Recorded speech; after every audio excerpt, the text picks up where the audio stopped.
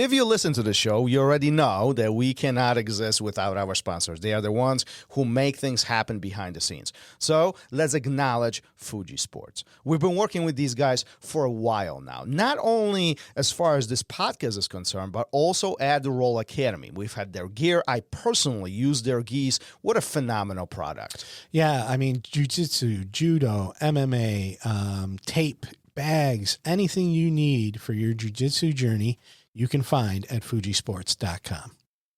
Let's talk RŌL TV.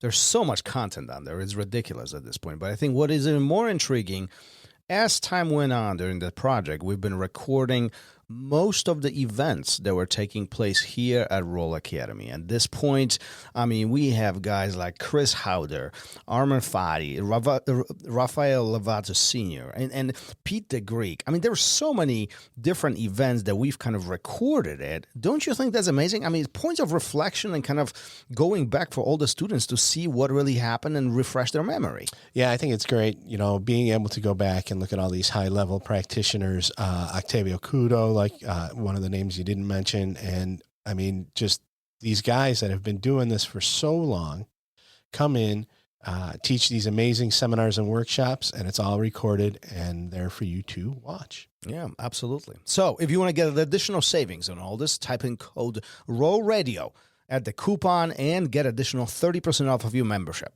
Nice. Go to rolacademy.tv.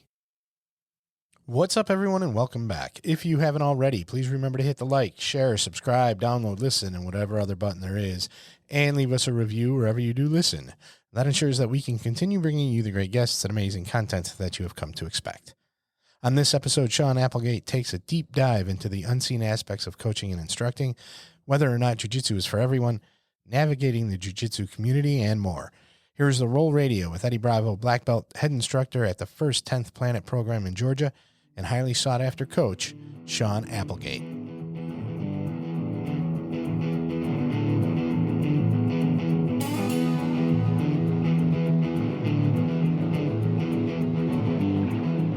Welcome to RŌL Radio.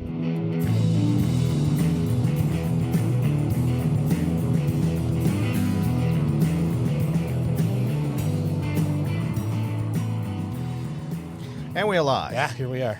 How was your holiday? It was good. How about you? I think everything went well for me. I guess it was quiet until the fireworks went off. But and the dog was sick. But other than the that, dog was sick? Yeah, Oh. nothing terrible. But No? kept me up all night. That Third sucks. into the fourth. But That sucks.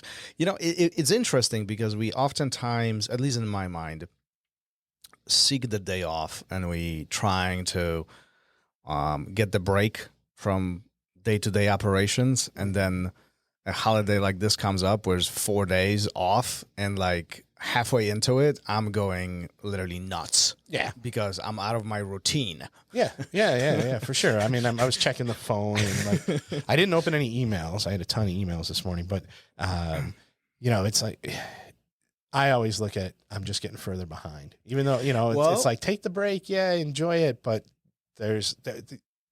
They call it the Sunday scaries. Do you know what the Sunday scaries are? So for people that have regular 9 to 5s, like Sunday evening, they start getting worried about all the stuff that they're going to have to do Monday at morning. Work. Yeah, Monday at work, right? I think that's it. That's the basis behind it. I always have the scaries. It's always like, there's something's not getting done. Stop messing with your mic. Why? I like it. You can hear that. But yeah, so it's like there's always all that stuff. And then when you have 4 days off, and like I checked the phone this morning, I didn't check it at all on the 4th of July. So when I looked at it, people had texted yesterday and like, are we having class today? And it's like, I hope you didn't show up. We freaking send out so many emails. I know, and a billion emails. There's signs everywhere. It's always interesting. Yeah, announcements in class, and people are still knocking on the door. Yeah. Sean, welcome to the show. Do you find yourself in a similar spot when you take some time off? You feel like it was too much time off?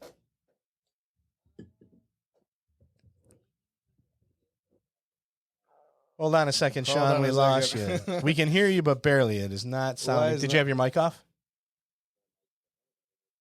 What happened here? You sounded amazing a second ago.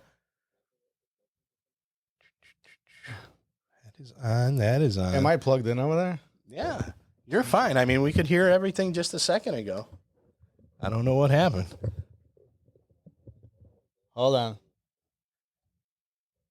If we solve this quickly, I'll leave it in the episode. Yeah, hold on. Oh, Is it good? there we Now- go. Now it is. Yeah. Yeah. I think it was my plug here. Leave it in. What are you doing? I'm messing around. 4 days off. That was a lame excuse. 4 days off. It's messing with the whole episode. Sorry, Sean. Welcome to the show one more time. It's all good, dude. Listen how awesome you sound. And Yeah. like Thomas blew it, man. We didn't have that awesome voice cutting through as soon as he introduced you. Do you ever find yourself in the spot where it's too much time off? The real thing is like, and this is kind of a corny answer, but I really don't ever like take any time. You know what I mean? Like the guys just have things going on 24/7. So if I try to take time off, inevitably I'm letting one of them down in some kind of a way. And I'm young enough now that I can just keep going, and I don't have kids. You know what I mean? So it's kind of like I can be selfish and kind of just keep pushing it. I was sick for 2 weeks prior to this interview. Actually, if you guys had talked to me like 4 days ago, it probably would have sounded something like that. You know what I'm saying? I probably would have sounded a little more like Gordon Ryan than I do now. But even then, taking like 2 or 3 days off, yeah, I definitely was like, man, I just like I haven't been there. What's going on? You know, like what have you guys been doing? Like, you know, yeah, for sure. And you do dread it. I don't have a 9 to 5, right? I just do jiu-jitsu, but you do dread it. You do think to yourself, you're like, all right, I got to make sure that when I get in there tomorrow, like I get this going, we get this going. We got to make sure we hit these things and those things. So, yeah, the answer is yes and no. Like I never really get any true time off, but when I do, am forced because my body's like, all right, you have to shut down for a couple of days and rest or whatever the case may be. I do always feel that way. Like, man, it feels like I haven't been there forever, and I hope I don't screw up when I go back. Where do you think this obligation to deliver comes from? And Garrett, this is literally how I feel about it. Like, you know, even though there might be days when I'm not teaching and other instructors are taking over classes or whatever, training sessions, and, you know, we're not doing podcasts, there's no project, whatever, like I feel I should be doing things. I should be like, I'm opening my laptops and it wasn't my to-do list. I'm always chasing to do. Why do you think that happens? Why as humans, we aiming for that? In my opinion, man, I think it's the same thing that everyone's doing all the time. We're chasing that dopamine rush. When you get up, like, so, you know, say what you will about getting up in the morning. You know, successful people have different ideas about this one particular thing. But like, for me personally, if I get up and I get something done right away, let's say I wake up and maybe all I did was answer some emails, or I paid like a bill that's not an auto pay, or I just did some little productive thing right as soon as I get up, I almost am like a happier person in the first hour of my day than I am when I just lazily kind of roll out of bed and do nothing and just kind of like, oh, I got to go to the gym in a little bit and just kind of, you know what I mean? So we chase that dopamine rush of like, that we get from being productive and actually accomplishing things. And for those of, I don't know you guys personally, but for the people out there that have accomplished like major things in their lives that they consider to be major things, not like what other people would consider to be major things, there's nothing like that. There's nothing like that. It's like this high that you can't replicate. And so just like, you know, a crackhead wakes up in the morning and tries to get crack, you guys wake up in the morning and you want to get stuff done because that's what you do and that's what makes you happy. And I think that's why we feel so much pressure to constantly be doing, because we know that that's what we're chasing. And if we don't do the small things, we'll never accomplish the big thing. You know what I mean?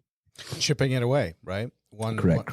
Little things, just chip it away. And so what's your morning routine then? What's the first thing that you do when you get out of bed? The first thing I do when I get out of my bed is look at my phone, and it's a nightmare. I'm going to be honest. It's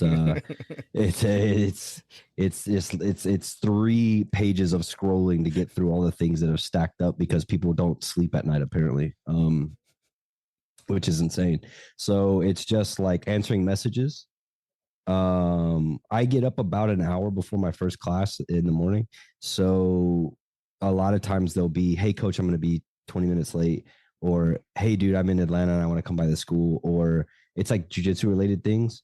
And it's like, if I don't answer them right away, let's say I wait till 30 minutes after I get up, then it's 30 minutes till class. And I'm telling some guy that's 45 minutes from the gym that he can come to class that morning. You know what I mean? And it's like too late. Oh, he's not going to be there. You know what I mean? Like, so there's that. There's, you know, the beginning of my day begins with communication. And then when that communication is done, it's scrub the little dogs, brush the teeth, do the thing, and then get out the door. Do you think that you put a lot of pressure on yourself during the first hour? I try not to, but I can tell you this, the days where I get up and I'm just like burned, like I just like late in the week, you've trained every day of the week, you have stuff going on, maybe you're traveling the next day and you have a little bit of anxiety about like making sure everything lines up for your travel and everything. Those are the days where it feels a little taxing to get up and have to answer everyone and feel responsible. Sometimes those days I'll oh, this message doesn't seem like it needs to be replied to right now. I'll maybe get back to this guy later.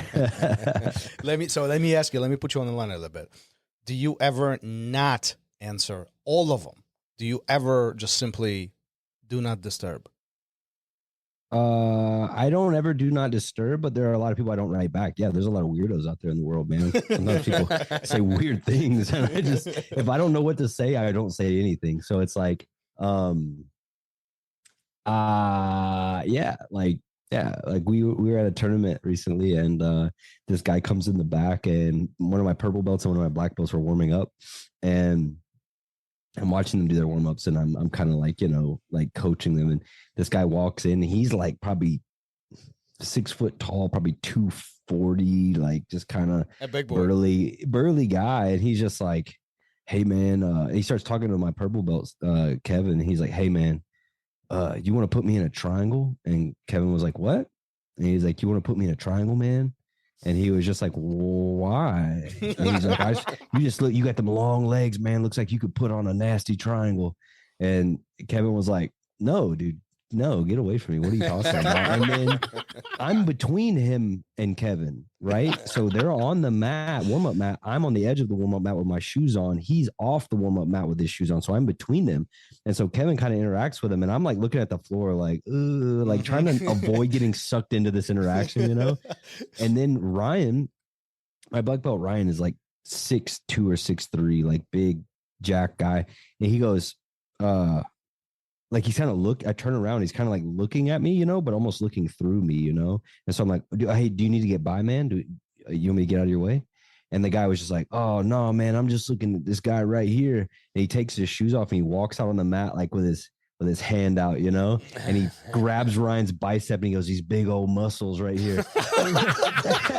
And Ryan's like, bro, what the fuck? You know what I mean? Like, get off me, dude. Like, smacks down. He goes, dude, we're trying to warm up. Get out of here. And Ryan got all intimidating with the guy. And the guy's like, oh, and he hustles on out of there and he gets out of the warm up room. And I was like, as soon as he went out of the room, they're both looking at me and I looked at them and I go, boys, what just happened?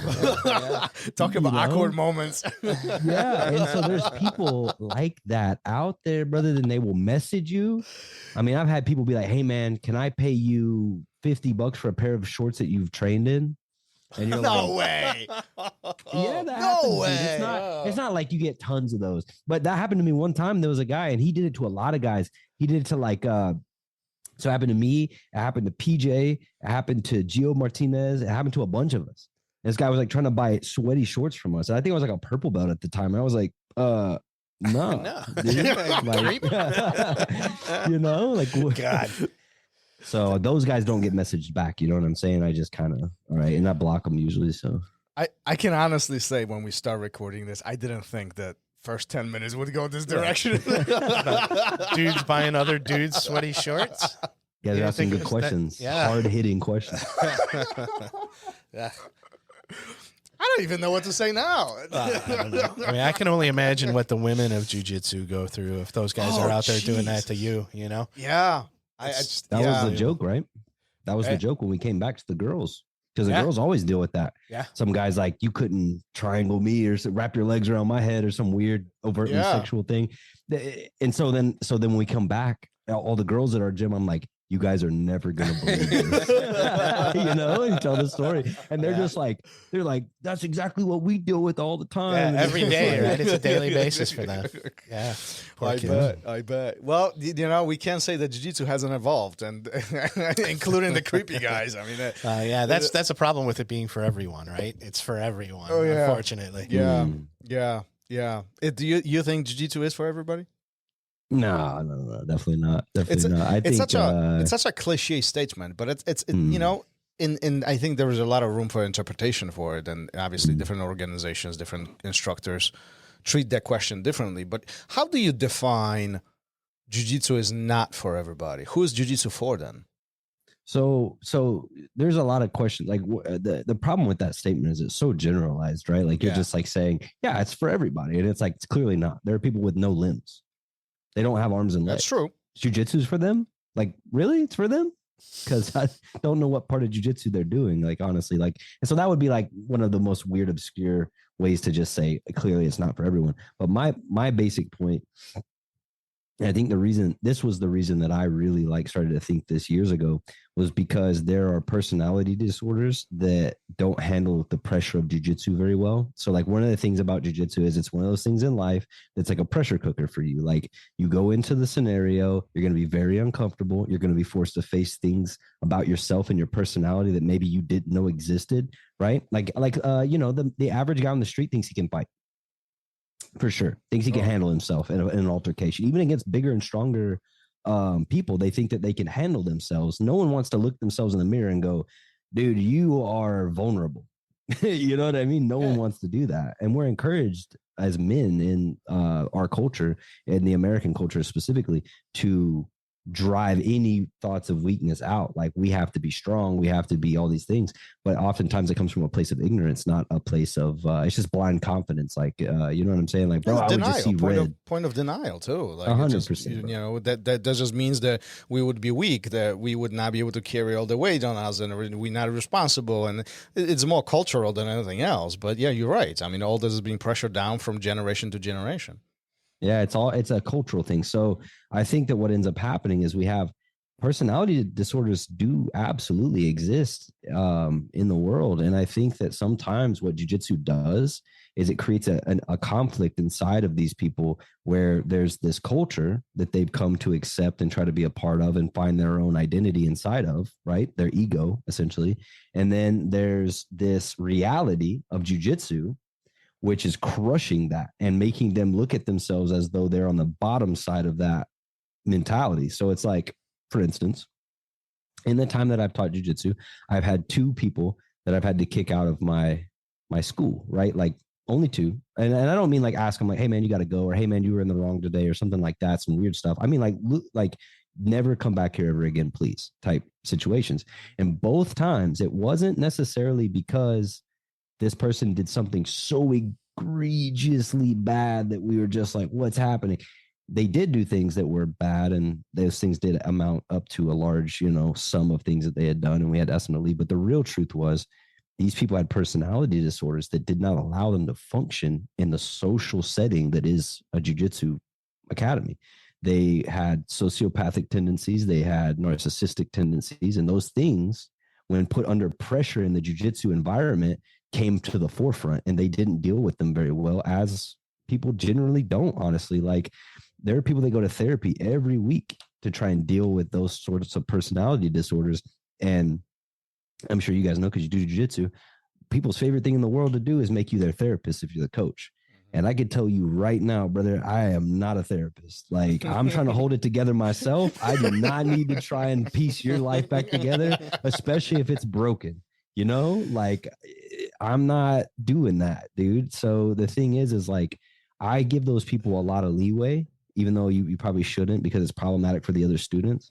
I'll oftentimes try and like work with them and work through the problems and be like, hey man, can you see how this maybe was a thing where it was your kind of you know, this was kind of on you, you know what I mean? And there are never problems between me and the student. It's always problems between the student and other students, or student and other people from other gyms and things like that. And it's like this person didn't know that they were slightly sociopathic or slightly narcissistic. They didn't know that about themselves, but jiu-jitsu brought that out of them. Jiu-Jitsu put them in a place where they had to face their ego and face who they are on a day-to-day. And because they kept making these bad choices, it just kept coming up and coming up and coming up and coming up. You know what I mean? Like we could have a conversation and you guys could feel like you guys could be like, yeah, we met that Sean guy. He was kind of a narcissist, but in our conversation, it wouldn't really come out. Like it wouldn't be a thing where if you met someone like that and you talk to them, you wouldn't be like, dude, you're a narcissist. This is a problem. Like you wouldn't say that to him. You know what I mean? You just go, I'm just not going to talk to that guy anymore. And you would just move on. So most of the time, these people aren't meant to deal with this stuff in their day to day. But in jiu-jitsu, when you tap this guy and after the roll, he wants to explain to you why you were able to tap him because, he wasn't really trying or this or that. These are the ways that those things start to show their head in jiu-jitsu. And as a culture in jiu-jitsu, we automatically jump on that stuff. And it's about how you handle it too. You know what I mean? Like some guy, taps and then gets mad that he tapped. You really shouldn't like automatically be like, hey man, you need to calm down, like get aggressive with that person. You know what I mean? It's more just like you just say, hey dude, like, you good, dude, like, chill. But how many times is he going to do that? And how many times are people going to dismiss that? You know what I mean? Like every day he's going to feel like everyone in there, there's like a pressure on him to not be that way, And if he can't figure out how to not be that way, he's either going to quit, which a lot of people do, or he's going to let it build up and he's going to try to mask it and hide it. And it's going to build and build and build. And then boom, you know what I mean? So why do you think jiu-jitsu is that trigger to build these things up versus any other sport, any other activity, at the other part of our life? Like a moment ago, you said, listen, we can't have a normal conversation and you will never notice this. But the moment the jiu-jitsu, becomes present, they start doing jiu-jitsu, they are put in these situations, some of these personality triggers, they start surfacing it out and bubbling up. And you use a pressure cooker kind of analogy here. But that's kind of brilliant, right? Because it boils inside and then it explodes. And ultimately, we're trying to avoid all that. Why do you think jiu-jitsu is that trigger? Because jiu-jitsu is truth. And this is the reason I do jiu-jitsu for a living. It's the only thing in my life that I found that is this way. But jiu-jitsu is truth. And jiu-jitsu is truth in the way that right now, you guys and myself are having a conversation. You guys have a setup there that I can see on camera. You guys can't really see my setup. But I can look at this and I can go, man, you guys have a great podcast setup, dude. Like you do. Like it looks great. All of your equipment looks good. You know what I mean? And by comparison, you can't really see my setup and whether my setup is good or not. You know what I mean? But if there was an ego, let's say there's an ego involved. Let's say I'm like being narcissistic, right? And I'm looking at your setup and I'm kind of like value, like sort of judging you guys and developing a value in my head based on whose setup is better. Because if I'm a narcissist, that's the way I'm thinking. Like, man, my setup looks better than their setup. You know what I mean? Type of mentality. We'll never have that conversation. That'll never come out. You guys will never hear that in a conversation like what we'd have right now. In jiu-jitsu, all of that stuff comes out. Like, man, I'll be all right with this guy. This guy's not really that great. Then you roll with him, he smashes you into the floor. It's like, now we both know. Now we both know. We don't have to talk about it. We don't. And then that's what the narcissist kind of figures out. They figure out that if they talk about it, it's going to come out. So they'll mask it for a while, and they'll mask it for a while, and they'll mask it for a while. But here's the thing about bubbling, like bundling those emotions up, is they bubble up. They bubble up over time. That frustration, it bubbles up over time. And then what ends up happening with those guys, in my experience, is they are threatened by that guy that's better than them. They're threatened by not being the best guy in the room, not being the center of attention, not being whatever, because you can't be, right? You need to be in there, and you need to be humble, and you need to be a good training partner. Jiu-jitsu promotes this healthy, like we all work together sort of idea. But when this person says it's all about me, it bubbles up and it bubbles up and it bubbles up. And then when it finally blows up, it's simply because they've had to hold it in. There's no other out in jiu-jitsu, and every single day that they show up, it's pounded back into them. You're not the best guy here. You're not the best guy here. You're not the best guy here. You know what I mean? And it just puts that pressure cooker on them every single day until they bubble out of control. And that usually results in them doing one of a handful of things, depending on if they have other personality disorders. Usually it results in them trying to turn training partners against each other. isolating people. They can't be the man, so they try to get a small group of people within the room where they can be the man to that group of people. You know what I mean? Maybe some underbelt guys or someone that'll look up to them and listen to them, and then they'll start manipulating the way that those people see things. Like, oh, coach said do this, but I'm telling you guys it's better to do it this way, type of stuff. Like it's all those personality disorders that start to come out in jiu-jitsu. And jiu-jitsu is meant to be this vehicle for change. It's meant to be this way to overcome that stuff. But what does it really do? Just drags it right to the surface so we can all see it every single time. And then now they're in the worst place in their life. They're in a place where they can't hide it anymore. It's bubbled up to the surface. Everyone around them can see it. And jiu-jitsu was the vehicle that drove them to that destination. And that's why I think it does it like that. They just can't get away from it. So how do you change that? How do you avoid that? I guess the question was, how do you avoid it? And if you can't avoid it, how do you change it? Right? Because ultimately, there has to be a scale of what you're talking about. Some people are a little bit here, right? And some in the middle, some on the crazy side, and the diversity of personalities and people really varies on the mat. Some have the ability to adapt to the room and others cannot, right? So up to this point, we talked about the ones that cannot. Right? But the rest of us, we are somewhere in the spectrum, right? How do you introduce a change? How do you introduce this ability to adapt to the room, to be vulnerable, to listen to others, to put yourself in the tough spots where you can experiment and explore some of these, grinding, tough, and sucky situations, because ultimately that's how we grow, no? Yeah, correct. So I think that, like, again, when we approach that conversation, we approach it from a place of saying these are personality disorders. These are not choices. Okay. So, like, I don't believe that these people choose to be this way. I think that this is who they are. You know what I mean? This is a disorder that they have to overcome. I'm not a therapist, so I couldn't tell you if there was some clear-cut way to, like, sort of cut it out. You know what I'm saying? But I think as a coach, like as someone who runs a program, I don't think you can avoid it, because how could you possibly screen every single person before they come in and get this out? You can't. What you have to do as the coach is you have to develop an approach to dealing with these types of people when the red flags start happening, right? And I think that I've chosen to follow like this more like close approach where it's like I'm going to explain to them like the reality of things. It's like, all right, man, you got mad that you got tapped by this guy because this, not like a thing where you say like, oh, well, you just can't get mad when you get tapped. More like, hey, man, like, I understand it's frustrating. This guy is a lower rank than you and he's submitting you. What you have to understand is that you train 3 days a week and he trains twice a day, 6 days a week. He's going to get good really fast. He's lifting weights. You know what I mean? He's doing these things outside the gym. Don't compare yourself to him. This is your journey. And so I try to have like that like thing with them where we try to understand it together and we move forward. But then like, if they choose not to, they choose not to. But you'll know right then how they react to that conversation, whether they're the kind of person that's open to changing it or it's something they absolutely cannot overcome. Accountability is one of the greatest measuring sticks we have in social psychology, essentially. Like if you go to someone and you say, hey, man, you punched this guy in the face, it's not okay. And they go, you know what, dude? You're right. Or they go, why is that not okay? You have something to work with. But when they go, well, it's not my fault.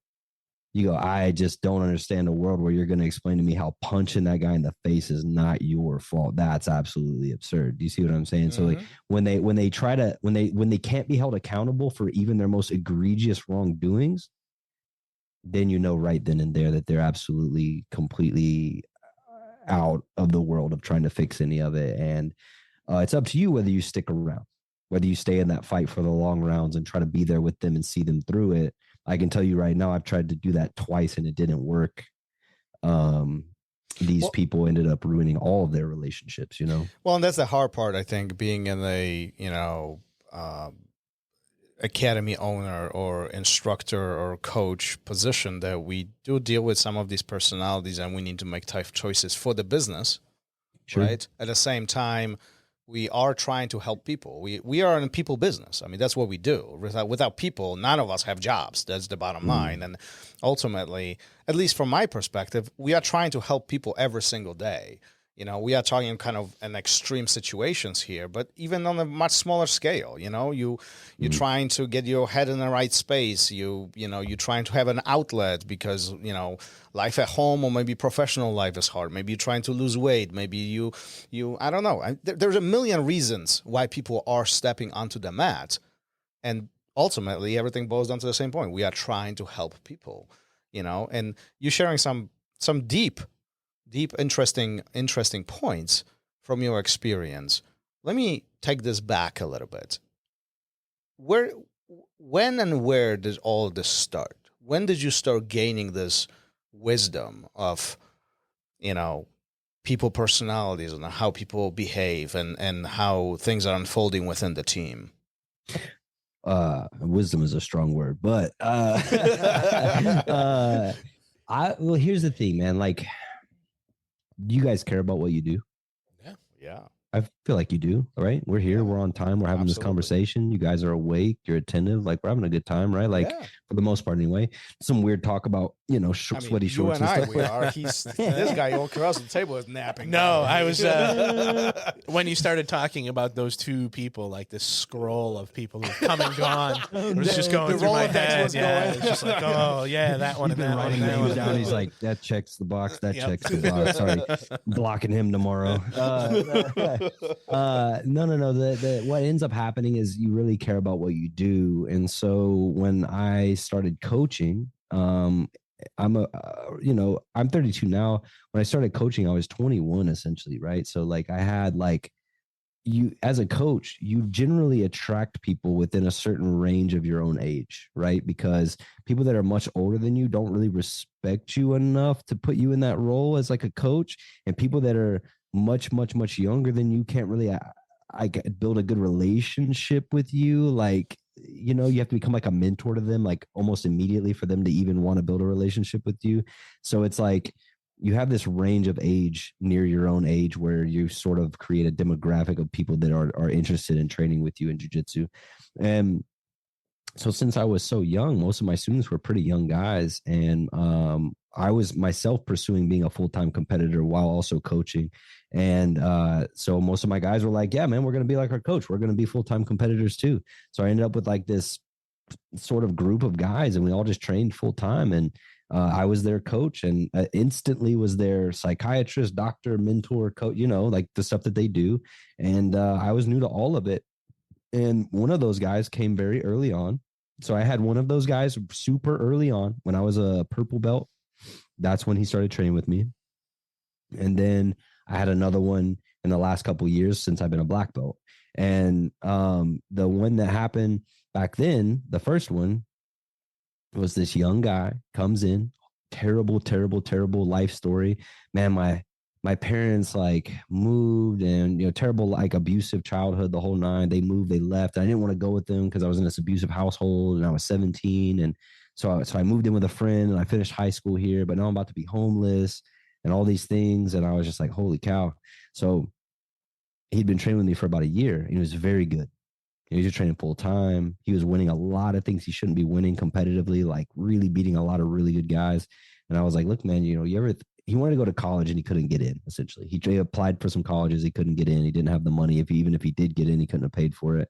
And according to him, had no one in his life to help him. So I was like, all right, man, why don't you try? You ever thought about pursuing jiu-jitsu? And he was just like, yeah, I would love to do that, man. I just don't know how. And I was like, all right, man, I got you. So I started having him teach some classes at the gym. I pay him. And then I have a spare bedroom in my house. And it's just me and my wife. Like, we don't have kids or anything. So I was like, you know, I have this spare bedroom, man. You can stay there for free if you want to, until you can, you know, figure out what you want to do. And, you know, just try to make it easy for you. You know what I mean? He was like, oh, great, man. And for about a year, he stayed there with us. And that's when I started to really have my first experience with one of these guys. You know what I mean? And I was just like giving this guy anything that he asked for. It was like, oh, you want to do this tournament? I'll pay for the tournament. Oh, you want to go do this thing? Like, he's eating at our house for free. He doesn't have to pay for his own food and stuff. Like, he's training for free. Essentially, he's getting paid because he's teaching classes, like driving him around. If his car breaks down, we fix it for him. Like, just the thing that me as like a young guy, like I wish someone would have done for me, like the stuff I thought like someone would do for somebody, you know what I'm saying? If they wanted to help them succeed, that's what I was trying to do for this guy. And slowly over the course of a year, almost everyone that we trained with, almost everyone at our gym was like, hey man, you got to get rid of this guy. And I'm like, why? And they're just like having all of these experiences with him that I wasn't having with him, And I'm just like, man, like, is this like all of these guys hating on this guy because he's kind of like the best guy? You know what I'm saying? Like, really, the only person taking it to him in training at that point was me. And so I'm thinking, like, man, maybe there's some kind of attention thing. Like, he lives with me. He's like the best guy in the room. Like, maybe they're I don't want to say they're jealous, but maybe that's what's going on. I mean, I was a new coach too, so I'm trying to figure that stuff out. And then the real story was, it was like he was trying to turn all these people against each other. He was getting caught in all these lies, trying to get things from people. So he would ask like one guy to give him a ride to somewhere he wanted to go. And then he didn't have any money. So he would tell them some crazy story about why he didn't have money. And then they would give him money. And then he would take that money and he would do something else. And it was just one thing after the next, right? And finally, he did this thing where he went to another 10th Planet school for a seminar, and he told the visiting guy who's a black belt, and I was a purple belt at the time. This kid was a blue belt. He told the visiting black belt that at our school, he just destroys everyone, including me. Like, I won't even train with him. And the reason I won't give him a purple belt is because I'm a purple belt and I don't want him to like take over the room or something like that. And, like he's living with me, but like I'm like locking him in his room, and like, we don't let him leave the house, and like, we don't feed him, and is all this crazy stuff. And so the guy who runs the school calls me the next day and he's like, bro, what's going on at your school? And I'm like, what do you mean? And he tells me everything. And I'm like, that's the craziest thing I've ever heard in my life. I was like, look, man, don't even ask me any of the questions. Don't even take my word for it. Call anyone from the school and ask them. Because this particular guy had a really good relationship with the people in the school. He knew a bunch of my students and stuff. So like, call any of them, ask them the questions. Don't even, you don't have to take my word for it. He's like, all right, cool. So he calls a few people and they tell him the story of this guy and everything that's going on. And so, it's all clearly completely fake. He even told him that like he'd see me like beat up my wife and stuff. It was crazy, the stuff this guy was saying. How does stuff like this escalate to that point? I mean, like, I'm sitting back and listening to your story, and it's like, what the what is going on? It seems outlandish, right? It seems crazy. So I assume this is one of the two that you mentioned at the beginning, right? The very first one, right? Yeah. So this is how I came to understand that this was a thing that could happen. And so apparently all of this stuff was meant to lobby this black belt into giving him the purple belt, right? So the black belt did promote him to purple belt because he was there rolling with people at the seminar, and he's very good. He's tapping a lot of people. And the black belt guy's like, well, maybe he's right. The black belt, I didn't know this guy at the time. The guy that did the seminar, I'd never even met him before. The guy didn't know me at all. It was the school owner that knew me and stuff, So the guy gives him his purple belt or whatever. And then the next day, all this stuff goes on with the phone calls. And then the school owner is there with the black belt during all the phone calls and stuff. So he hears all of it too. And he's just like, holy. And so the guy was like, the guy who went up there, the guy from my school, was telling them that he's like, look, I got to get out of there. Like, can you guys give me a place to stay and stuff like that? And they're like, sure, man, we can help you. Same stuff he told us. Like, I don't have anywhere to go, man. When I go back, they're going to, do this to me and that to me and all this stuff. And they're like, oh yeah, we got you.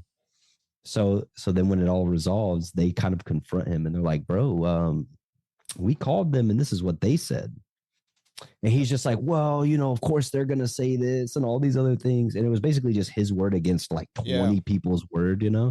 And they were like, okay, look, man, you can't stay here. Like, we don't know what's going on, but you gotta get out of here. So then he calls me, the student calls me, and he's like, hey man, I'm sure you heard what happened in Decatur. And I'm like, no, what happened in Decatur? And he's like, oh, well, you know, I got my purple belt. And I was like, that's cool, man. Well, congrats. He's like, you're not mad about that? I'm like, why would I care? It's your journey, not mine. I don't care how you get your purple belt, you know? And I was like, also, you're the one who has to hold it up when you come back. So there's gonna be a lot of blue belts in the room that aren't gonna be interested. Shark to see, Tank. you know? So, you know, that's on you, man. I don't care, you know? And he's like, well, you know, I think we should sit down and talk about all this stuff. And I was like, sure. So we sit down when he comes back, and where we go to eat lunch, and we sit down. And I'm like, yeah, let's have a talk, dude. So we start talking, and he just, yeah, man, I don't know what happened, dude. He just saw me rolling, was like, man, you're definitely a purple belt. And he gave me my purple belt, you know, and if he thought I deserved it, then, you know, I probably deserve it. And I was like, yeah, well, I mean, what did you say to him, you know? And the guy just, and I was like, well, Brandon called me. He told me you said this. And he's just like, oh, no, it's nothing like that, dude. They misunderstood what I was saying. And I was like, well, how did they misunderstand you saying that you saw me beat up my wife? And he's just like, I never said that. Well, of course not. And I was They like, just made it up. And so that was when I said earlier, like, when you go to these guys and you say, like, hey, man, you did this thing. In a very, I'm not mad. I mean, you guys understand. I'm talking to him like I'm talking to you guys right now. You did this thing. And he goes, there's no way I did that thing. You know what I mean? And it's like, okay, cool. So we can't move forward. I got you. And I had already, so I told him at the end of that, I mean, it was a very long conversation where I basically laid it all out on the table for him. And he refused to admit that he ever said or did any of the things that literally everyone at that seminar said he did and said. So whatever. We get to the end of it, and I'm like, yeah, man, you can come back if you want to, but you have to apologize to everyone in that room, because you went up there and you made all these people look like terrible people. And it's absolutely absurd, the things that you did after all the things that they've done for you. And he's like, all right, man, you're right. I'm going to talk to them. And then he didn't come back at all, like at all. And then like about 2 weeks later, I have a black belt named Chase Hanna. He's one of the sweetest people on the planet. This guy was literally, there's nobody. If someone doesn't like this guy, you 100% know it's their problem. He's one of those guys. I'm sure you guys know people like that. You guys might even be like that. That's the way it works. Okay. If they don't like me, it's because of me. That's something I did. Yeah. So, but you know, there's people like that out there. Just sweet, for sure. people, you know, and he's one of those guys. And so he had helped this kid a lot. Kid calls him. Apparently this kid was trying to like hit on Chase's girlfriend, and like, you know, whatever. And it didn't work out for him. And so he was just like, you know, I know what you said to this girl who's literally Chase's girlfriend. They're literally dating. I know what you said about me, all these things. Don't forget how those roles went, you know, and blah, blah, blah. Leaves him a voicemail, like a terrible voicemail about like beating him up and stuff. And I'm like, this guy is insane. This guy tries to hit on your girlfriend. She tells him she's not interested, and he acts like you wronged him. Yeah. Like, how dare you not tell your girlfriend to go with me? What's happening? You know what I mean? And so anyway, long story short, I told him he could come back. And then when I went to the gym that night, I told all of them that I told him he could come back. And they were just like, what do you think? And the whole room like treated me like I was an idiot. And I was just like, okay, I get it, guys. But then I also told them, I was like, why didn't you guys tell me like 4 months ago that all of you had issues with him? Like, I'm happy that you guys didn't, because it makes me feel like you guys aren't gossiping and creating problems. But also at the same time, like, you can't just send a text. You can't just say, hey, coach, this guy's a bit of an issue here. Yeah. You know what I'm saying? And the same exact thing, not like, you know, move for move, but the same scenario in general played out with the second guy, where there were issues. We talked, we tried to work our way through it. And then the whole room turned against him before I did. And then the whole room's holding me accountable. And they're just like, why haven't you gotten rid of this guy yet? And I'm like, bro, how about you send a text? First of all, I think situations like this, a lot of coaches and instructors deal with, where, you know, students are not necessarily open-minded enough to raise an issue to staff or instructors, and then instructor doesn't have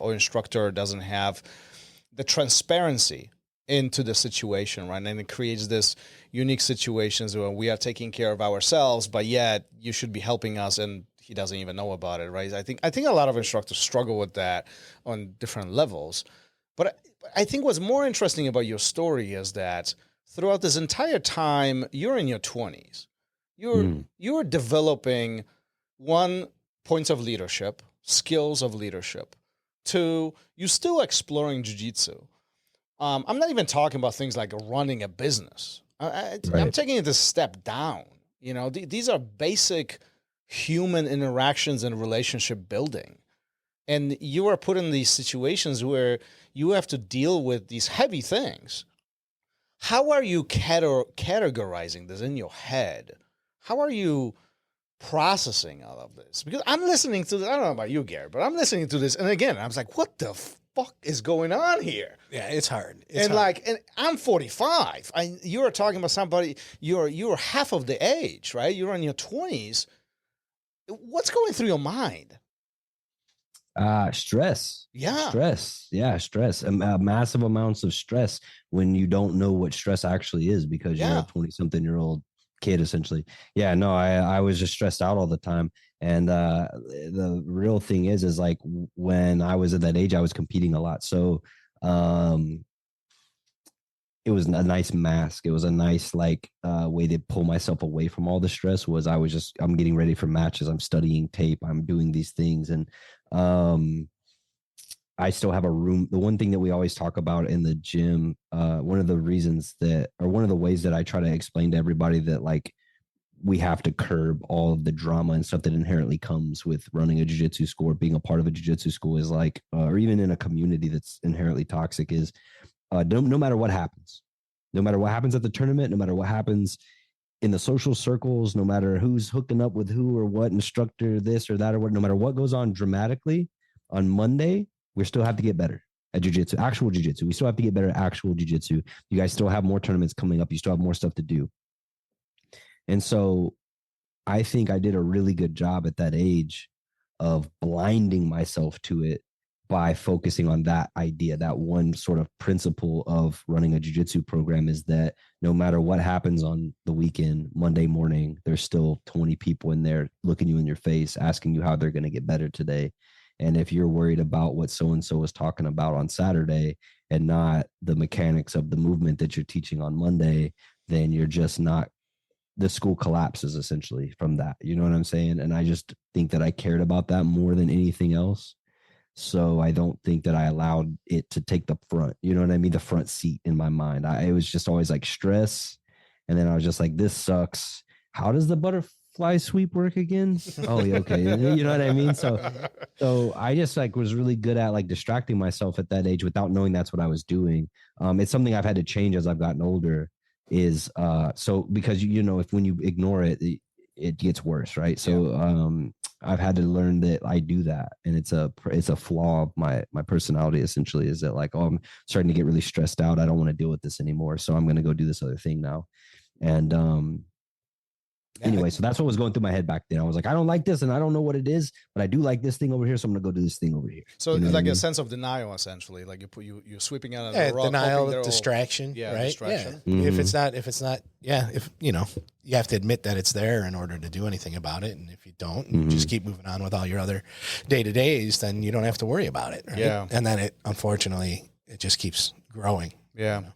It's also the back end of that too, right? This is one more point about that is that the humility that lies underneath that is one of like self-doubt. So humility is a beautiful thing, but humility can lead to self-doubt sometimes. And I'm super afraid when it comes to making choices that impact people's lives.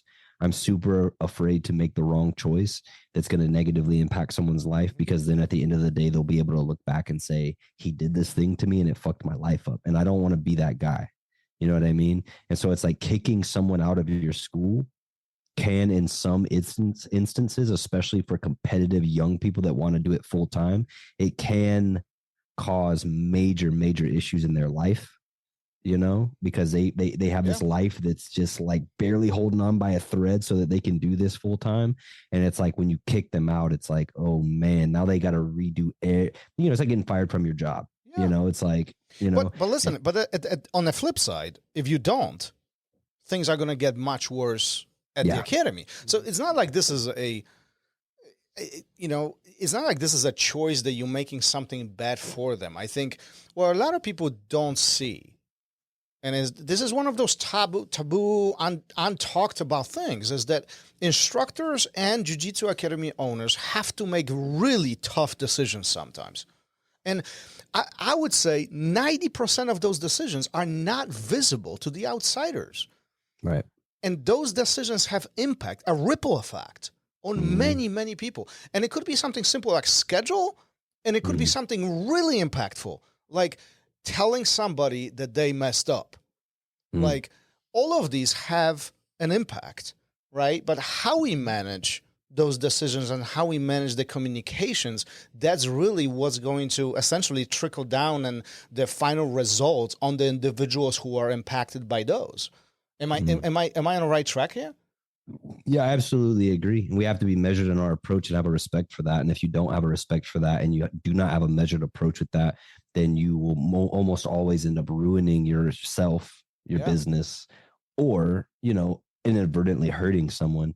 At the end of the day, I just want to make the choices that when someone looks back on my choices, I can always say, that choice wasn't a good choice, but I thought it was the right choice at the time. So I always did what I thought was right. You know what I mean? It's like, maybe it was a bad choice, but I thought it was right. You know what I mean? And it's like, I can sleep at night knowing that I thought I made the right choice, even if it wasn't the right choice due to ignorance or whatever, but at least I made the right choice. At least I didn't knowingly try to harm this person or make the wrong choice. You know what I'm saying? Yeah. And then it's whatever after that, right? Would you say that, I'm sorry, Gary, did you want to say something? No, go ahead.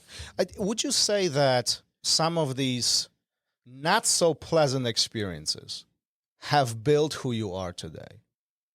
For sure, man. For sure. Yeah. It's like things like that. It's like I've learned in life I used to be the kind of person that thought like curiosity could just guide me. You know what I mean? Like, all right, man, I'm curious. I can ask any questions I want, and the information is the information, and I'll process it the way I process it. And life is just a big puzzle, and we'll just figure it out. And one of the things that I've learned over the years, especially with dealing with people through jiu-jitsu, is that you oftentimes shouldn't ask the questions you don't want the answers to. It's a really important life sort of principle for me. And that helps to do a lot of things in life. There's so many different lines, especially socially with people, where not asking a certain question that seems very trivial to you could keep there from being a negative impact on that relationship, right? So someone doesn't show up to class. I don't ask people where they've been ever, because I just assumed that there was a reason you weren't here. You either didn't want to be here, or you had something come up, or, you were sick, or, those are reasons you weren't here. You weren't not here because you just were like, maybe I just won't go. You know what I mean? And if that's the case, that's cool. That's fine. But I don't want to know, you know what I mean? Because what happens if you ask that question and then all of a sudden it's like, I wasn't here because my mom died and I've been going through a terrible, terrible, terrible time and I don't want to talk about it. That's why I came here today, because I didn't think I'd have to talk about that. You know what I mean? Type situation. And that's a really odd one, but it could be something as simple as like, so I have a lot of athletes, like a lot of guys who compete. And the one thing about competitive guys is they work really, really hard, but they also like need to decompress at times, right? And they generally don't want you to know if they do something that's maybe not in line with like being the perfect competitor or the perfect student, right? So it's like you just did a tournament on Saturday, you're 3 weeks out of another tournament that you plan on doing, but Sunday they went out drinking or whatever, right? Because it was like they just competed, they want to blow off some steam, they want to kick back, whatever. They don't want you to know that they went drinking on Sunday because you're 3 weeks out of another tournament. What are you doing out getting drunk on Sunday? You know what I'm saying? So I don't ask, you know what I mean? And it's like, if I ask, are they going to lie to me? You know what I mean? Is it going to put them in a position of pressure where they have to like try to cover it up, Or does it only matter regardless? Because we can't change the fact that they drink on Sunday. Does it only matter that they're here Monday morning to try and keep getting ready for their next tournament? Right. So it's kind of like, okay, cool. Cut the BS. You know what I mean? Like, let's just focus on what we can control and what we can change. And let's not ask the questions that we don't want the answers to, No, that's, you bring up a very good point. Sometimes asking questions brings up the answers that we don't necessarily want to know that information. Do you think that jiu-jitsu is very dramatic comparing to other sports? I feel like, and I heard this comment online somewhere, somebody was posting something, is that, some of these points of drama, I mean, I don't even know how to phrase it any other way, but some of these crazy things that they don't happen in any other sport.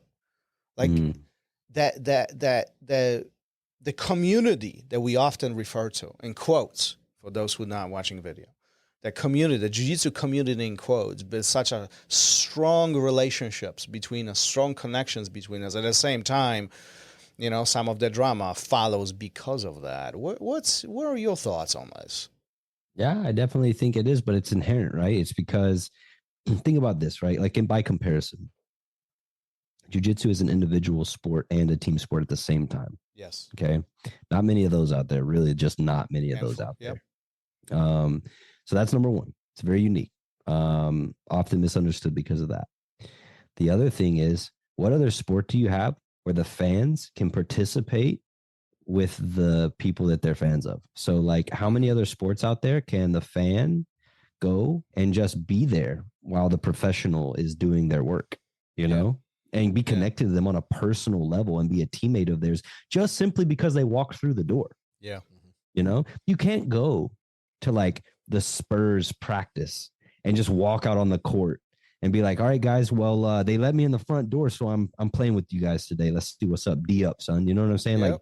Like, that doesn't work. You know what I mean? Like, they're going to be like, yo, get this guy out. So the fan has a disconnect from the athlete. So that doesn't exist.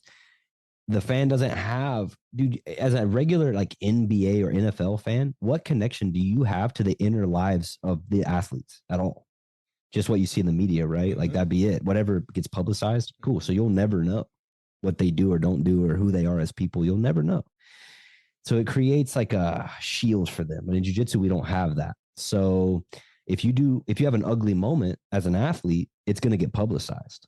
It's going to get publicized because the niche of jiu-jitsu works just like any other sport out there.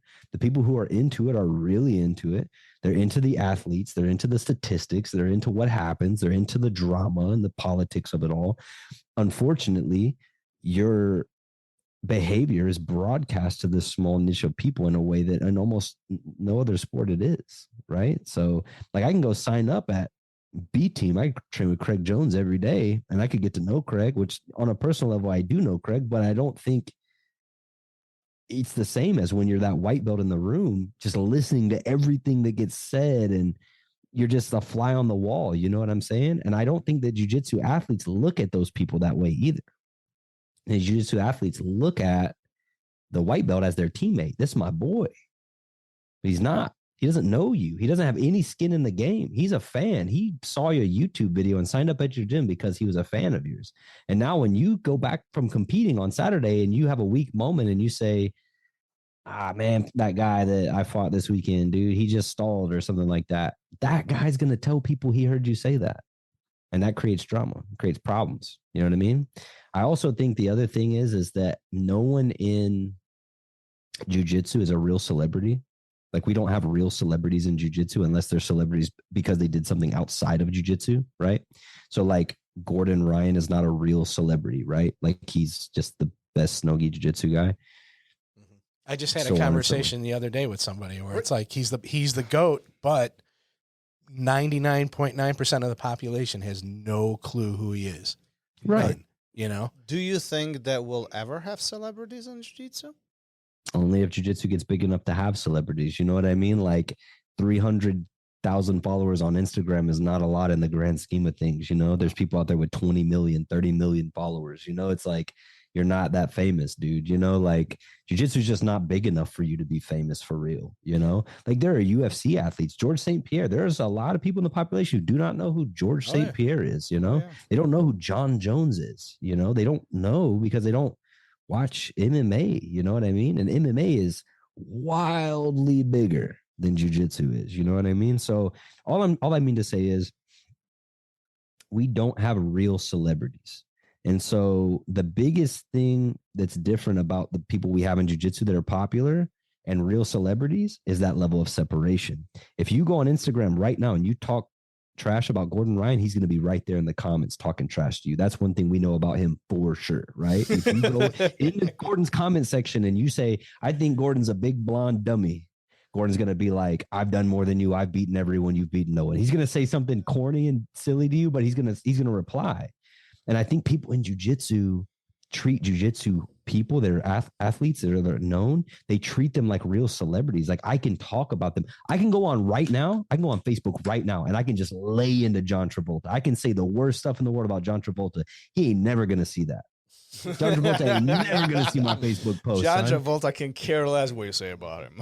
But if I go on and I talk about Gordon, please believe. You know what I'm saying? That it's going to blow up. And that's the difference. And I see it all the time. And when we talk about it, me and some of the guys talk about how corny it is that these guys get on and they talk trash about jiu-jitsu athletes like they're never going to see it. It's like, that's so small-minded. You know? Well, let me ask you then. Is this a good or bad thing? Hold on. So let me frame this. No. But let me frame this. Look, essentially what we're saying is this, that we have a personal connection to the best of the best. And this doesn't happen in any other sport. So that's an upside, right? This is a benefit. I can be a fresh, brand new black belt, with 6 or 10 years of experience. I sign up and I can compete with Megaton. This doesn't happen anywhere. Any other sport, right? So there's this personal connection that takes place. On the flip side, what we're saying, because of that personal connection, there is no celebrities. There is no, these guys are constantly involved. And as a result of that, we don't have that separation that would take in all the other businesses. So if we were to look at this, is this good or bad? What do you think? Should jiu-jitsu ever grow to the point where Gordon Ryan never responds because he can care less? Or is this actually a good thing that he's responding?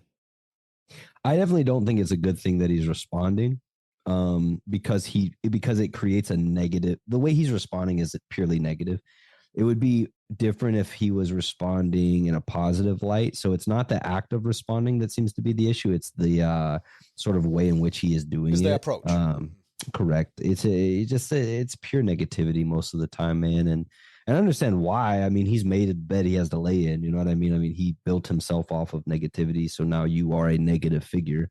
Well, maybe he's a bad example. Maybe he's a bad example. But my point is, I guess what I'm trying to ask is this direct connection to the people we look up to a good thing, or that separation would serve us better in growing jiu-jitsu? I don't know if the separation would help us grow jiu-jitsu. I think, I don't know. It is a beautiful thing that we have connection to these people. It is a beautiful thing that you can be directly interact and connect with these people. It's very cool. You can't go play one-on-one with Jordan, but you can definitely go and roll with whoever, right? For the most part anyway. Some people don't let you, but I don't know if it's a good or a bad thing, man. Really, like, that's a tough one. It puts a lot of pressure on these guys to be more clean and more spotless than most professional athletes. Like if you just some random wide receiver in the NFL, you really don't have to be a saint. Yeah, you know what I mean? I think it's part of it is because of the sport is growing, it's evolving at the same time social media is growing and is evolving. So people, it's like, so you have the academy, you have the athlete, you have social media, and you have all three of them kind of growing and evolving at the same time, and nobody knows the best way to do it yet, right? So all this shit boils over from time to time, because we haven't figured it out yet. Yeah, I agree, man. I agree. I think it's a thing. Like I said, I really don't know if accessibility is helping us or not. I know that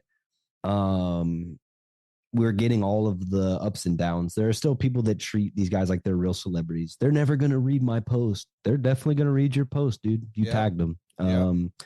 That's one thing. The other thing is you have to understand that they're under a magnifying glass that even professional athletes are not under because of the accessibility to their lives.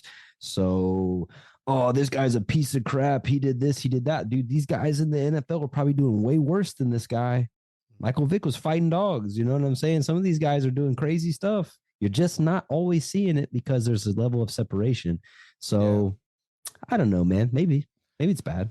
Well, I guess the moral of the whole thing is here that jiu-jitsu continues growing, and as us as leaders, we do have a responsibility to carry ourselves a certain way, and because people do look up to us, and whether we choose or not to follow that path, people still look up to us. It is what it is, right? So everything we say, everything we post out there, the way how we carry ourselves is all fully visible and fully transparent. That's the downfall, I guess, of being in a spotlight, being in the.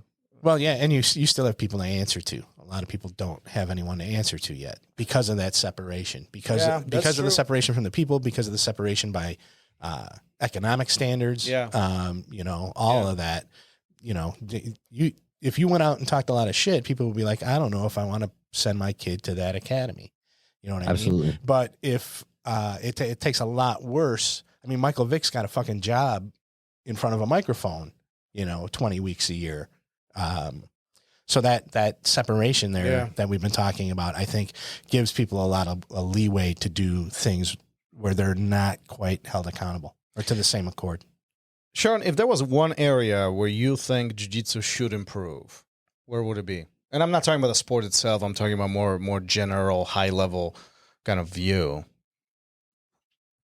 I think jiu-jitsu can improve in every way. I think that's a very big, broad. That's a tough one for me to pick one out because jiu-jitsu is so young, Well, that's the big part of a conversation. Almost every single episode, like we simply recognize them. We've been doing this 150 some episodes, and like every conversation essentially comes up. No matter how you slice this, jiu-jitsu is one of the youngest sports in the world. I mean, sponge that if you're listening to this.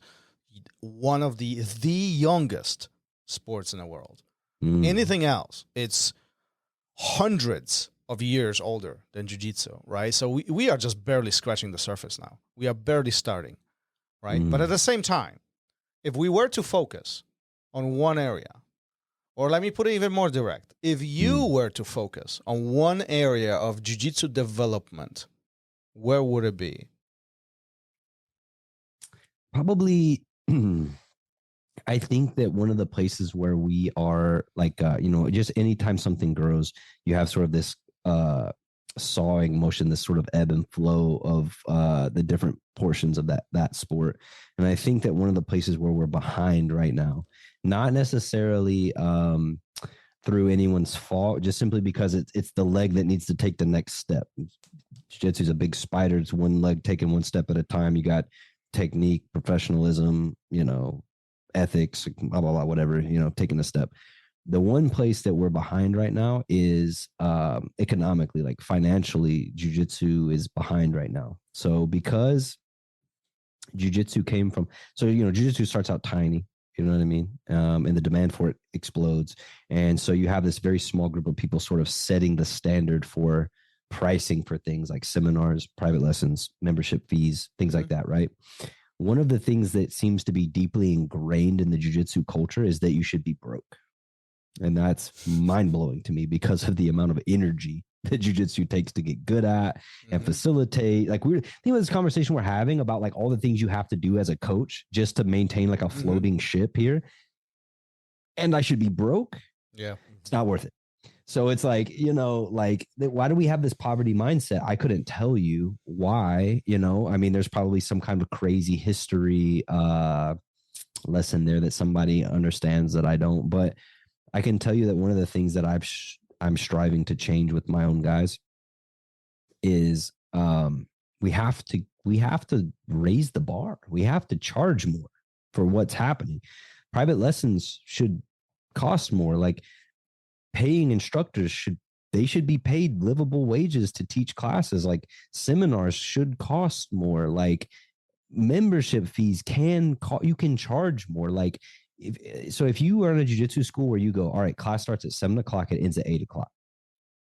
You get on the mat at 8:00 on the dot, you start teaching, or 7:00. When 8:00 gets there, like 7:59, you tell everybody, all right, guys, everybody off the mat right now, gym's closing. Then charge whatever.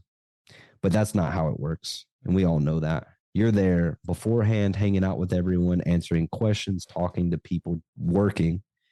And you're there. Well, at least, I don't want to say you guys because I don't know you guys very well in that way, but for me personally, I'm at my gym an hour to 2 hours after class every single time, answering questions, helping the guys drill, helping them through their roles.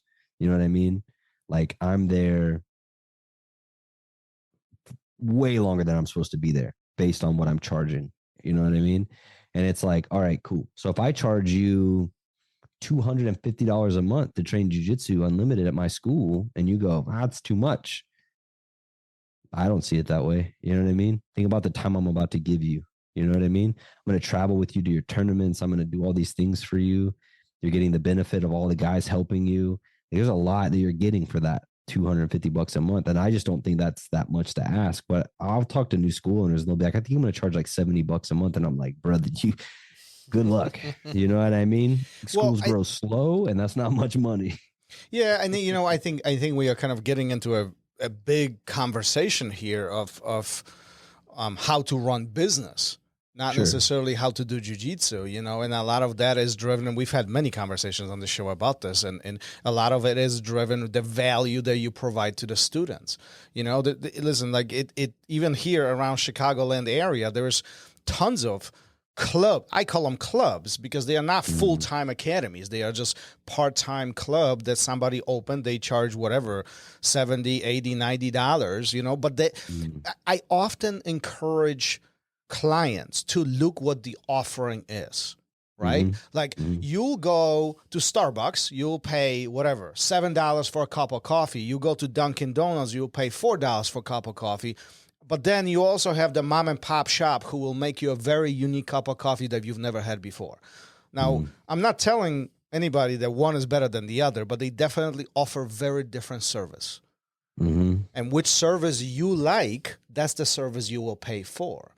There are some people who want to pay for jiu-jitsu that is $90 a month, and that's fine. But you will not get the same thing as the academy that charges $200 or $250, or I personally know some academies that charge $450 a month, and that's fine, right? But why are you laughing? I'm not, because I'm picturing the person that came through the door here in a gi that I've never seen before. They weren't a member here, and the reason they were here in a gi is because they were a couple miles away at their school.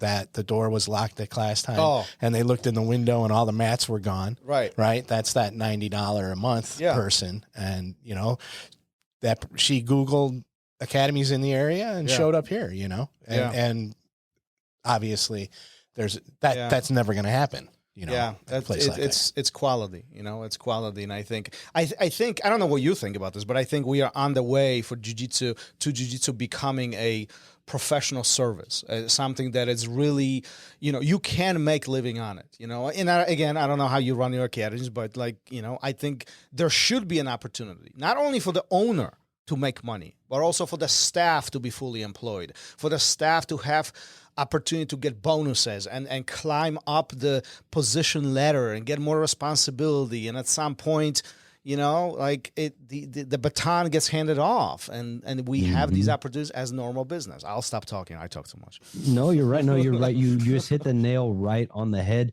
Jiu-jitsu does not facilitate that. And when you can separate it, you could say this is a logistics conversation. This has nothing to do with the martial art itself. But it absolutely does, right? Because what dictates value? Yeah. Culture.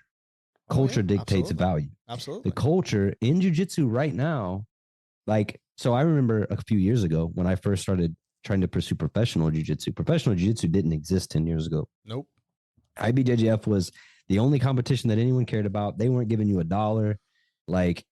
If you wanted to make money doing jiu-jitsu, you had to run a school, do seminars. This is how you make money. Nowadays, there's professional jiu-jitsu, and there are teams out there setting precedents for how you run a professional jiu-jitsu program. My school has always had a professional jiu-jitsu program so long as professional jiu-jitsu actually existed, right? So once it started to become a thing, we were like, cool, we're going to train twice a day. We're going to stay late. We're going to put in the extra work. We're going to do all those things, mostly because I was a young guy pursuing it and my students wanted to do what I was doing. But we developed that culture, right? I didn't know that we were on the wave of change within jiu-jitsu, but we were, you know what I mean? Because when we started doing it, there was only a handful of other schools out there really pursuing what we were doing, the no-gi sub-only professional jiu-jitsu thing. It was Danaher's guys. It was like a handful of small schools, you know, here and there, you know what I mean? And now you have like, you know, the B team guys, you have the new wave guys, you have like all these schools that are trying to pursue that. It's become like its own little niche thing. We do no-gi submission only, professional jiu-jitsu, whatever. And since that culture is becoming prominent, what are you charging for? Yeah. You know what I mean? Like, what are you charging for? Because what I'm doing requires, because people come to my gym from IBJJF gyms and they're like, my coaches don't go to my tournaments. They don't stay with me late. They don't do this. They don't do that. And I'm like, yeah, they come from a different world. They're doing something else. Yep. They're not doing what I'm doing. It's not because what I'm doing is more or better. It's different. Yep. It's apples to oranges, just like what you said. You're going to go where you want to go. So the thing is, though, is it's like, all right, this purple belt at my school has 3 times as many mat hours as that black belt at that school over there.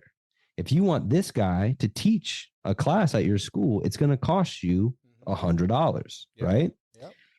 Oh, that's crazy, man. It's black belt teaches at my school for $30 a class. That needs to change. Yeah. Because if he was a black belt, he'd be charging you $200 to teach that class at your school. And then so on and so forth. And so like, that's what I'm doing here with my guys is when people come to me in Atlanta, they say, hey, I want one of your guys to come teach a class at my school. Great. He can. And then I tell my guys like, look, man, first off, make it worth your time. If you're going to miss the training session at our school to go teach over there, make it worth your time, because that's the complaint they always give. I don't want to miss training, man. I don't want to miss what we're doing. Right. And it's like, all right, make it worth your time. That's number one. Number two, don't undervalue yourself, because now you're telling them what your teammates are worth too. Yep. When you say I'm a black belt here, I'll teach the class for $70, you're also saying that black belt will teach that class for $70. Because if he won't teach that class for $70, they're just not going to hire him. They're just going to hire you instead because you're cheap. You can't do that anymore either. This whole like donation-based seminar thing, it's a plague in our community. Donation-based seminars? Why? Why are we doing donation-based seminars? You're setting a bar so low so that when someone else, they go, oh, I want to have this guy out for a seminar. What do you charge? $3,000.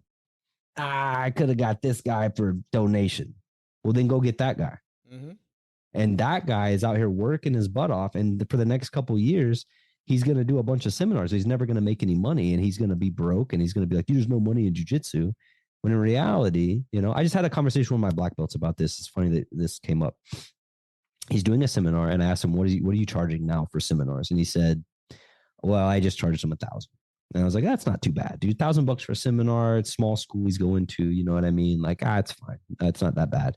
I was like, how long is the seminar? He goes, 2 hours. You know, he's like, I was thinking if I do a 2-hour seminar, I'll charge him $1,000. And for a 3-hour seminar, I'll charge him $1,500. And I was like, nah, no shot. You charge him the same for the 2 and the 3-hour seminar. You charge him exactly the same, because that conversation never happens. The guy never says, how much is it for a seminar? And then you go, $1,500. He never goes, well, how much for a 2-hour seminar? You know what I mean? Let's cut off 15 minutes. Can I get a discount?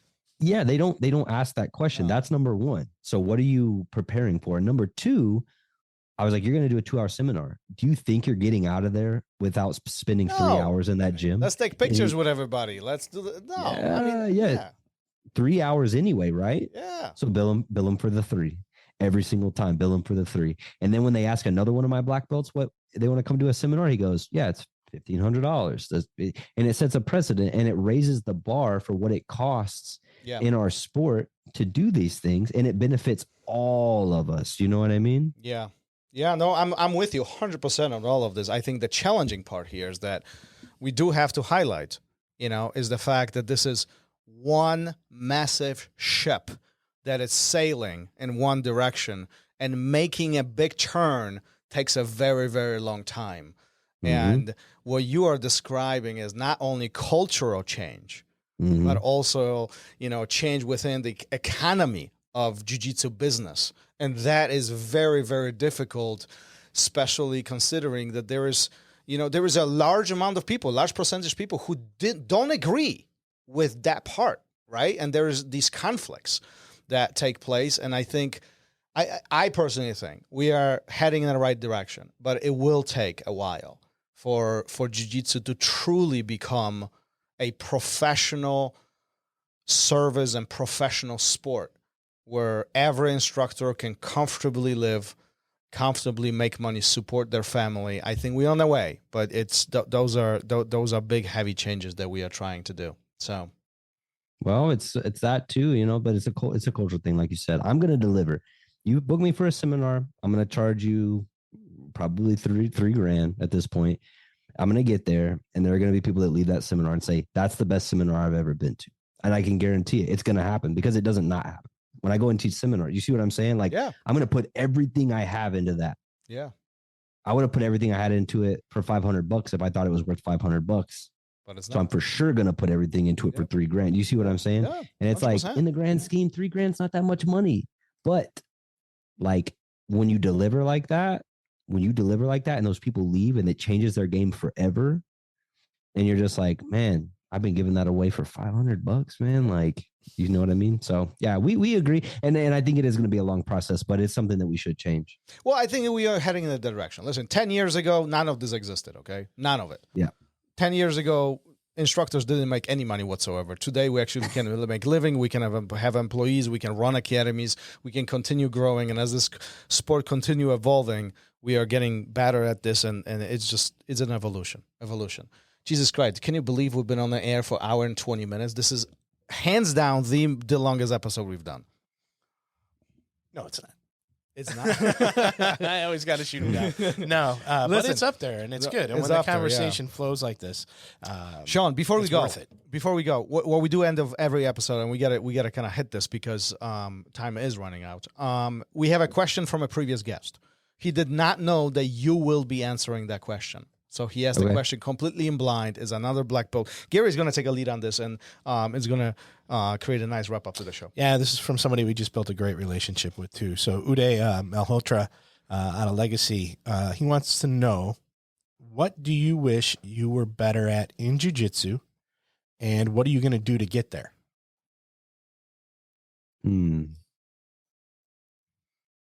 Let's see.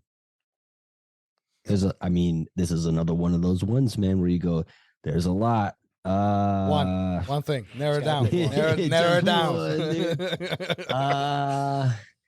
Honestly, the thing that I wish I was better at in jiu-jitsu is visualizing what people are trying to communicate when they speak to me about jiu-jitsu. So the weakest point that I have as an instructor is if you just tell me the problem, I have no idea what you're talking about. So like everyone has a different language that they speak when they talk about what they feel in positions and what they see in positions. And I'm really genuinely horrible. It's a joke in our gym. People will come over and they'll be like, all right, can I ask you a question? Like, yep, no problem. Like, all right, whenever I'm in the mount, my right leg is over here, and then they turn this way, and then they frame my hip this way, and then they posture, and I just can't seem to get any controls. And then they'll go through this whole spiel for like 2 straight minutes, and then I'll literally just like, can you show me? And then Gary, they show me. Gary, where's the first thing I asked when people ask me a question, jiu-jitsu question? Probably show me. Just show me. Or Dude, will you let them? show me. Well, you always want to give even, people a chance to talk a little bit, but then about 30 seconds in, it's like, I just show me. don't even give them 10 seconds. Like literally, somebody asked me, was like, can I ask you a question about? I was like, show me. I don't even want to hear it. Yeah. Just show me. You don't even have to talk. Just show me. Dude, I completely get it. Like I am such a visual person that I have to see it before I even process the information that you're telling me. Yep, me too. And I really wish I could change that because do you know how easy it would be to be a coach if they could just say it and then you just go, nah, man, just put your arm 2 inches to the left and posture up. And that's it. And you just gave them straight gold and you can move on to the next thing. Yeah. You don't got to sit there and watch. Because sometimes you know how it goes. Sometimes they're like, you're like, show me. And they're like, okay. Hey, Johnny. But let me challenge you on this for a second. You know, I think, and I could be wrong on this, but I think it is actually not the coach here that is at fault, if fault is the phrase that I want to use. But it's actually the recipient of the information. So what I mean by this, I can give you the step-by-step breakdown of the position what you need to do. and your interpretation of what I'm telling you is going to screw everything up. Mm. You see what I'm saying? Yeah. Mm-hmm. So, sometimes what I found, and at least, from my years on the mat, is not me telling you step by steps, but you showing me what you're trying to do and me showing you back what I want you to do. And now the interpretation gets by far easier versus you processing information. And it's like, you mean my right hand or the other right hand? You mean the right foot? Damn it, man. Yeah, well, I mean, it happens in my privates with you all the time where it's like we just shouldn't be talking. Because that's for more than one reason, right. But the way I process what you're saying, we always end up at the same point, but we come at it from such different directions that if we only spoke, we would think that neither one of us was understanding the other person. But we're actually talking about the same thing. When you speak back, the problem is the same on both ends, actually. But this problem that we spoke about previously was like, so for me, it's like my own understanding of what you're trying to say. Yeah. I don't think that even if you do the other side of it correctly, that I'm very good at understanding what you're trying to say. That's what I'm speaking to. But when I speak back, it's articulation. Articulation is one of the greatest skills an instructor could possibly have. Articulation is something that I've spent insane amounts of time trying to be good at. And I think that like generally when people speak about instruction that I give or whatever, one of the things that they speak about is articulation. And so like, my biggest issue is that like I've invested so much time in articulation to like try to get you to understand what I'm saying without me having to like actually do the thing, that I know for a fact that it's a me problem when you try to articulate to me and I don't get it. You know what I'm saying? It's like, dude, you said that really well. I'm just dumb. So it's like, Sean, the $3,000 for seminar just went down to $100. You hear that, dude? I just sold myself, dude. Oh man, listen, what a great conversation. Almost 90 minutes, that is. Before we wrap it up, where can people find you? Anybody wants to connect with you? I mean, what a brilliant mind, a lot of wisdom, a lot of great stories that you've been sharing in the last hour and a half. Where can people connect with you? So if anyone wants to reach out, you can feel free at Instagram. Applegate10p is my tag on Instagram. That's the best way, because Facebook, I don't really have a great system on Facebook. I have a regular Facebook account, and they cap you at like 3,000 friends or something like that. And the thing about jiu-jitsu people is, dude, they add you quick, son. They add you quick. So it's maxed out over there, and I don't even know what to do about that. I don't even care to try to fix it. So don't message me on Facebook or anything like that. I may not even get it anyway. The gram is the place. Instagram is easy, man. Just do that. If you guys want to see content from me, Instagram, I have quite a bit of content, but it's mostly focused on my guys. I use my Instagram as a platform to try and push my guys. I have some coaching videos on YouTube. The 10P ATL YouTube page has some of my coaching concepts. It's only a couple videos. I should do more, but time is a real problem, I think. But so YouTube, 10P ATL, Instagram, Applegate 10P. And then I'm Sean Applegate on Facebook. If you guys want to look it up, if there, you can try that. But that's the best way, I think, Instagram. Phenomenal. Let's start wrapping this up. First of all, thank you for being here. From weird to brilliant to awesome. I mean, a lot of topics that we touched on here. I feel like we do need to bring you back. We didn't even talk about your childhood, which I'm always fascinated. We didn't get how'd you get started. We didn't even touch on any of this, but. So I do foresee a part 2 in some future. But thanks for being here. Thanks for sharing, your wisdom, your thoughts, your journey, your expertise. Yeah, we know it's $3,000 for a seminar. How much for those dirty shorts? Brother, let me tell you.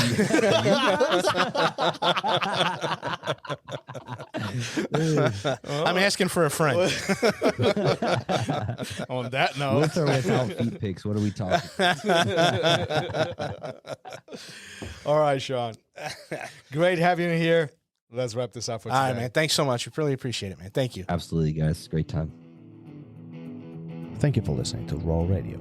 If you enjoyed the show, don't forget to leave us a review and help us make the show even more amazing. For future episodes, check out our website and follow us on all major podcast platforms. Take care.